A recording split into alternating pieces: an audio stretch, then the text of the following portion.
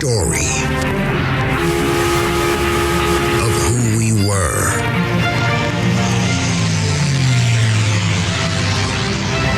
How we got here. Houston, the Eagle has landed. Roger, tranquility. And where we are going.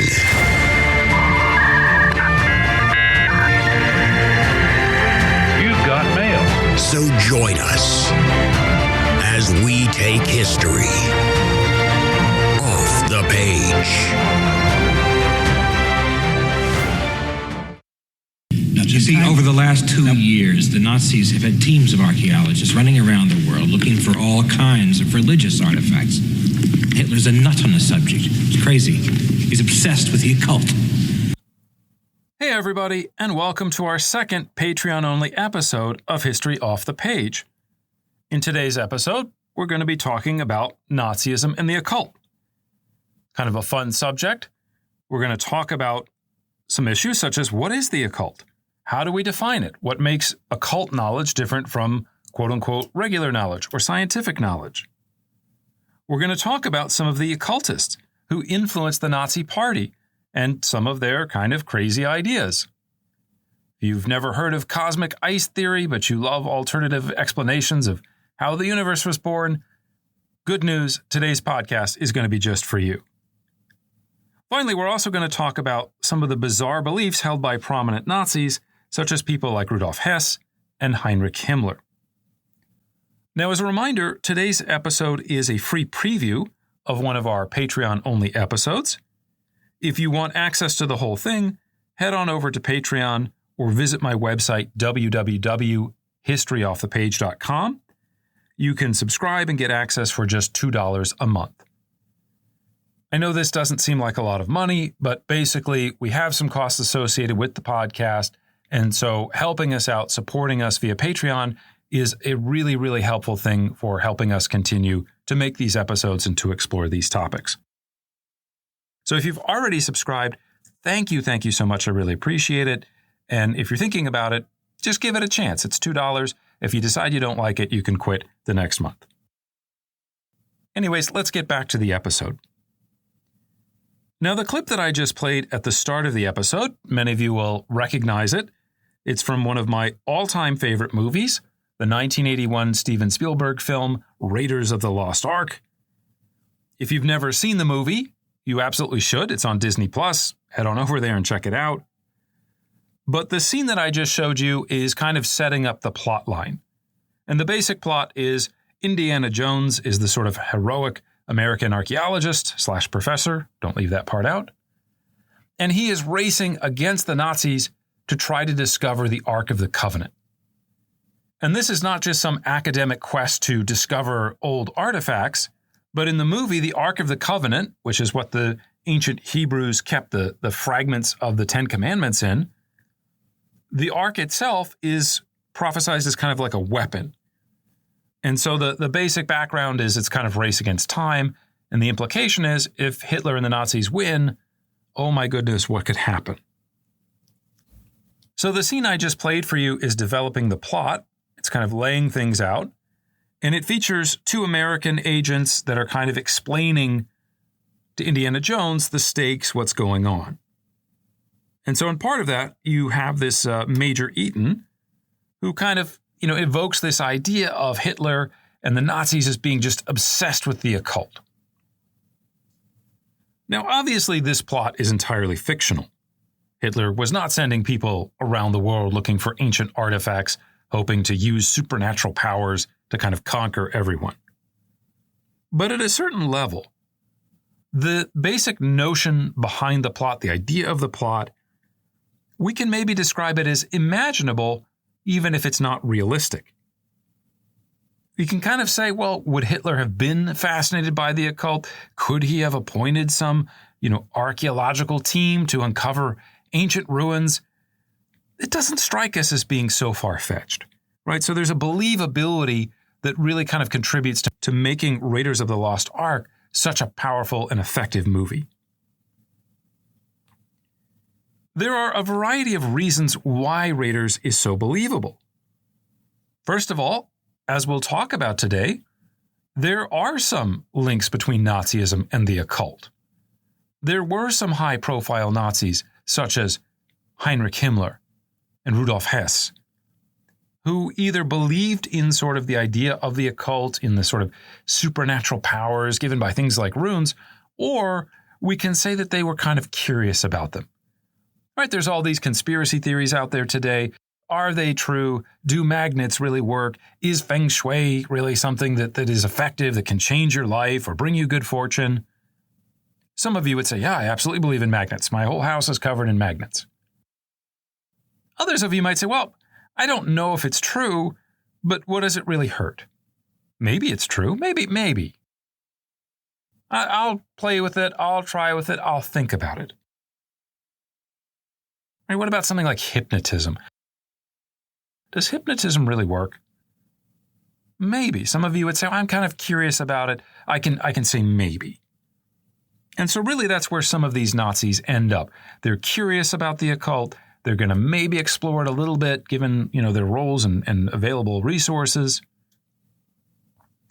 So again, Hitler is not conducting end-of-the-world rituals or something like that, but there is some interest in the party itself, and we'll talk about that today. Nazism, by the way, also is born in this environment in Munich in 1919, where even if the Nazis themselves don't necessarily believe in the occult ideas, occultism is flourishing on the sort of folkish right. It's in the rooms, in the beer halls, in the discussions people are having, in the books that people are writing, in the discourse. It's in the air in Munich in 1919. Some of the early Nazis do participate in things like Wotan or Odin circles. They do get interested in questions about race, and this leads them back to this kind of question about ancient pagan Germanic religious practices and what was the priesthood of the Germanic tribes. This is, incidentally, one of the ways that the swastika becomes a symbol of the National Socialist movement. If Nazism is predicated on the idea that scientific race is a real thing, really does matter, then where do the ancient Germanic tribes come from?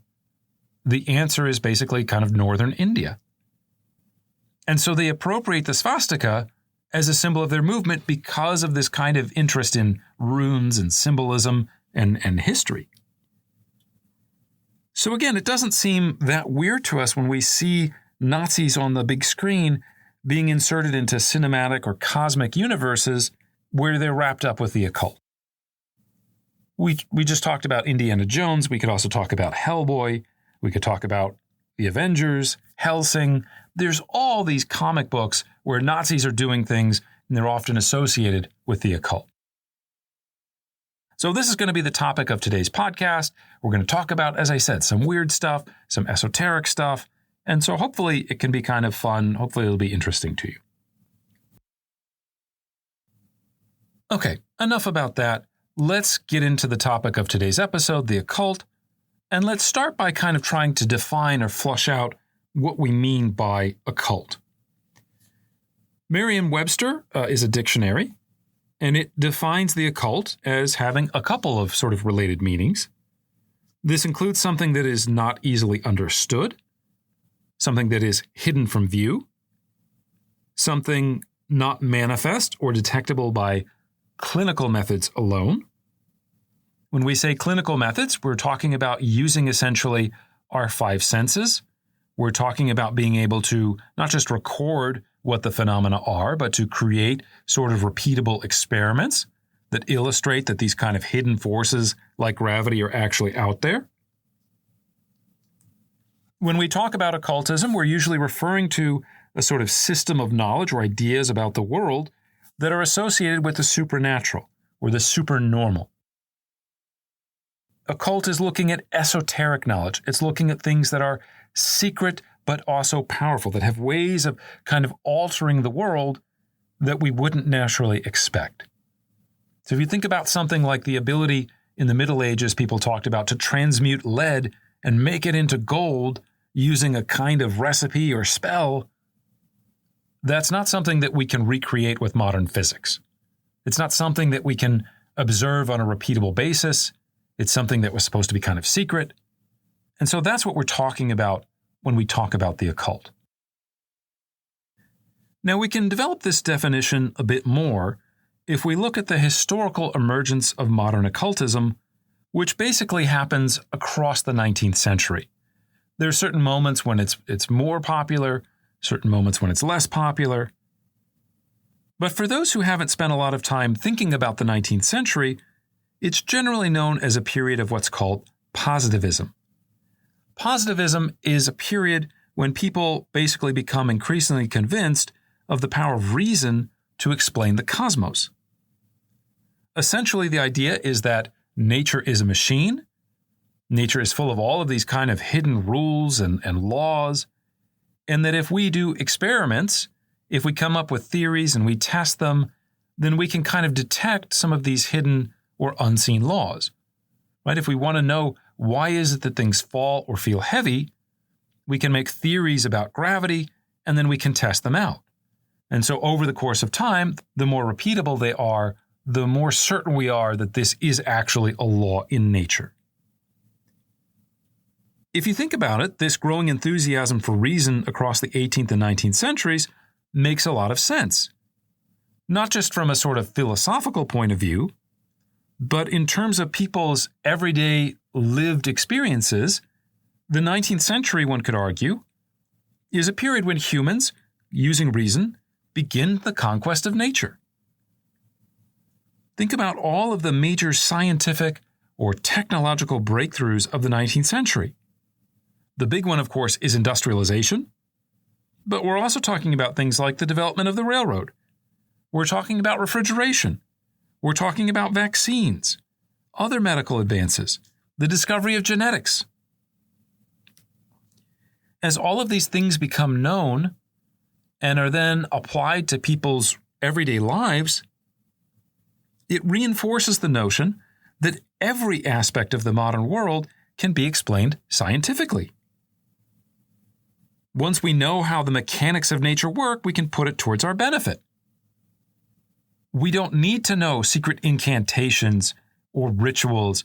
We don't need to be able to transmute lead into gold because we can make gold or make money through all of these other kind of phenomena. On the surface, this probably sounds great, right? This is the core bedrock, we could say, of the modern world. It is based on reason and rationality and scientific predictability. However, to use the sociologist Max Weber's famous phrasing, one of the consequences of these discoveries is that they disenchant the world.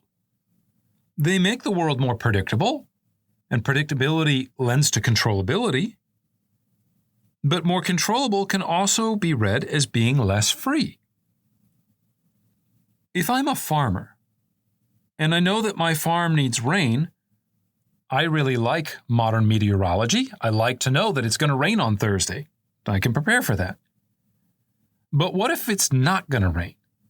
What if, in fact, the weatherman says, actually, we're not going to have rain for 2 weeks. We're going to have drought. There is a part of people that are frustrated by that because I really can't influence nature to make it rain.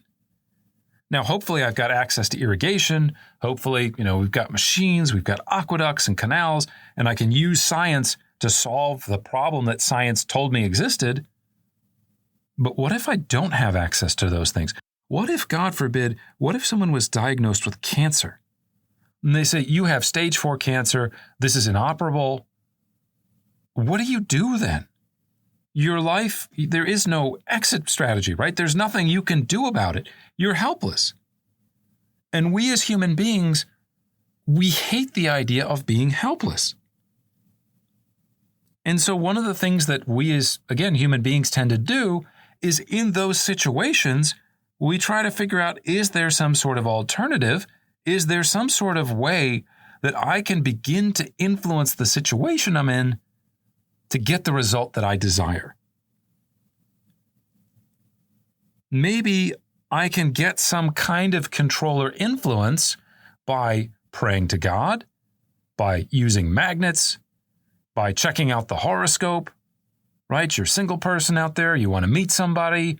Well, instead of just relying on blind luck, why not read your horoscope? Why not go to the bar the night that you're supposed to, be able to meet somebody? Why waste your time dating a Sagittarius if you know that it's really an Aries that you should meet? So again, human society, as it becomes increasingly dominated by modern science in the 19th century, it also kind of produces this backlash, this desire to find new alternative ways of affecting or knowing about the modern world that don't necessarily rely on scientifically repeatable or scientifically explainable actions.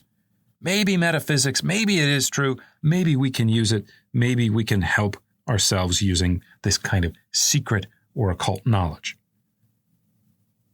Now, there are many types of examples of these experimentations in the 19th century. Sometimes these are sort of pseudoscientific.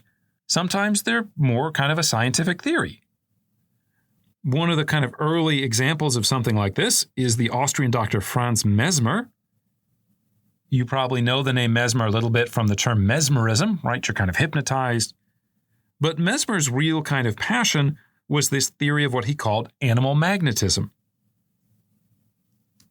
Basically, animal magnetism was the idea that all living beings are filled with this kind of invisible natural force, and that we can actually harness or direct or influence this natural force through magnets. Before the development of modern science, before you have all these kind of explanations about how the human body works, maybe something like this is be true, maybe we should do some experiments. Another example from the middle of the 19th century would be the rise of what was called the spiritualist movement. Spiritualism doesn't just mean that, well, you believe in God or a God or you have a lot of spirit. Spiritualism refers to the idea that we as human beings can communicate with the dead. Maybe we can put together a kind of seance, a ritual, and that allows us access to communicate with beings from other dimensions. Now, as the century progressed, the line between what we might describe as esoteric science and sort of reason-based science became sharper and sharper. This is especially true after Charles Darwin publishes The Origins of the Species in 1859. One of the things that begins to happen as people begin to believe in Darwinism is they sort of say, okay, well, some of our outcomes are determined by nature. Some of our outcomes are determined by genetics. The more and more things are kind of predetermined or determined by forces that are beyond our control, the less and less freedom I have as an individual to shape the course of my own life. And so the more people, again, begin to believe in these kind of hidden social laws, social forces, social Darwinism, which is not something Darwin himself subscribes to, it kind of creates this counter-reaction that wants to say, actually, Darwin is wrong. Actually, Newtonian physics is wrong. Actually, there are these hidden sort of metaphysical channels, energies, things that are out there, forces in the world, and there are other ways that we can use them to our advantage. Now, the best example of someone like this in the latter half of the 19th century comes from the strange figure of Madame Blavatsky. Blavatsky was born in 1831 in what is today Dnipro in Ukraine. She was a Russian noblewoman who claimed to have a variety of psychic and spiritual powers. She's really kind of a fascinating woman. She does an incredible amount of kind of global travel during her early years, especially as a young woman. She will wind up spending a considerable amount of time in the United States and in India to kind of organize some of these, again, psychic abilities, to kind of give it a direction. In 1875, she helped found the Theosophical Society in New York. And Theosophy basically said, let us take science, let us take religion, let us take philosophy, and we're going to put them all together in one sort of knowledge system. What that meant in practice was kind of creating this melange or this kind of mixture of a variety of different kind of faiths and different kind of ideological traditions. Today, we would kind of say this sounds very sort of New Agey. You're borrowing some stuff from Hinduism. You're taking a little bit of Buddhist philosophy here about reincarnation. You're taking sort of Jewish mysticism from something called the Kabbalah. You're engaging in Neoplatonism. And you're putting all of these kind of things together to create these kind of new theories that, again, in a sort of broader sense, are a reaction against Darwinism. Blavatsky, for example, stressed the unity of the cosmos, the divine and the human. Right? Again, pushing back. Man isn't just an animal. Men and women are full of these kind of magical or natural metaphysical forces that influence the way that the cosmos itself is evolving. Human beings aren't just organisms that, carbon-based life forms, and once they run out of oxygen, they just kind of expire, and then I guess we all turn into dust or carbon, and then it gets eaten by plants or whatever. Human beings are kind of these magical beings, and we will all be reincarnated because we are really the magical essence of the universe marching through times to some sort of destination. Just to give you an idea of, again, the idea of what some academics call bricolage, or the idea of kind of like you're just assembling theories and ideologies from a variety of different material there. If you look at the symbol of the Theosophical movement, it includes both the Star of David and the swastika. And they throw in the Egyptian Ankh, they put in the Hindu Om symbol, because really what's going on here is that I, as Blavatsky, have discovered this kind of hidden unity of everything, of all the different things that are out there, and I can pull it together and synthesize it in my own movement. Just to continue about Blavatsky, in 1880 she moved to India, where she claimed to have learned of ancient religious truths by reading a secret Hindi text that was locked away in a remote monastery. In 1888, this led to the publication of a book called The Secret Doctrine, which was this sort of sprawling work. Again, it lays out kind of her theory of the cosmos, this alternative to Darwinism. And again, it holds that people are not just the result of sort of material or biological evolution. History, she says, is the unfolding of a set of cosmic cycles that basically repeat indefinitely. And at the very kind of base of this cycle is the idea of human evolution, which proceeds through what she calls these sort of 7 root races. And each of these root races has a sort of moral historical destiny to play, and as they rise and fall, they carry out this sort of set of cycles and they move history along. Currently, Blavatsky claimed, we as human beings were living through the 5th root race, which happened to be called the Aryan race, and their goal was to basically return humanity to its moral and spiritual purpose after this period of decay. I don't want to spend too much time talking about Blavatsky. In many ways, these theories are kind of crazy to even say them here on the podcast. But basically, she argued that the 4th sort of root race was the Atlanteans, the people from Atlantis. And so they had their civilization, but they were kind of moving away from these sort of mystical truths, moving away from the cosmos, from that sort of kinetic energy that kind of flows through everyone like the Force in Star Wars. And so basically it was the Aryans' job to kind of turn humanity around and get us working back towards a recognition of these kind of forces. Again, just to give you an idea of the flavor of her theories, one of her ideas was that the Atlanteans could use sort of psychic forces. But basically, because of degeneration, we as human beings, we forgot how to carry out clairvoyance. We forgot how to do telepathy. Again, she's kind of all over the place. I mentioned this sort of idea of the force. She actually gives that a name called Fohat. And she says, well, how does Fohat move through the universe when it's not in living beings? Of course, it's solar power, which then turns into electricity. Again, there's more to Blavatsky. She's incredibly complicated. As you can imagine, if you're mixing all these different sort of systems together, you have contradictions, you have things that don't make sense, that are unprovable. But what's interesting for our purposes is the similarity between Blavatsky's system and some of the early Nazi writings and sort of Nazi ideology. If you've noticed, both systems basically praise the idea of hierarchy. Both are obsessed with the idea of class and elitism. And we'll talk about this a little bit later in the podcast, but this idea that the Germanic races are somehow above others, that they have a kind of world historical destiny to play. Both of these systems incorporate, at a very basic level, the idea of race.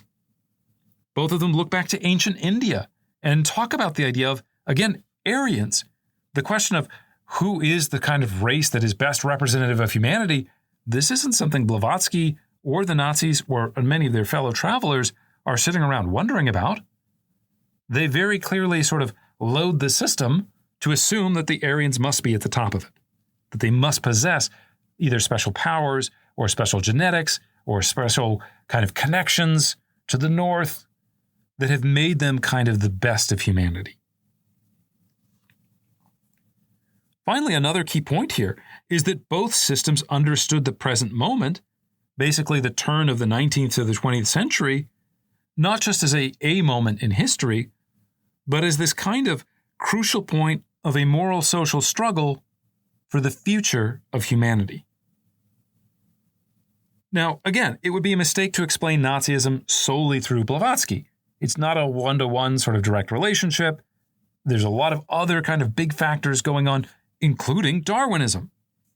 The idea of Darwinism and the idea that Darwin has unlocked the riddle of the world, this is something that is pretty popular in scientific circles in Germany in the late 19th century, and it will lead directly to things like the concept of Lebensraum. It will lead directly to Hitler's ideas about biological race. So there's a lot going on here. But again, Blavatsky's ideas do speak directly to at least a significant group of people, not a majority, but a significant group of people in Germany in the 1880s and 1890s. At the very least, she helps popularize the idea of the swastika as being a symbol of ancient Germanic heritage.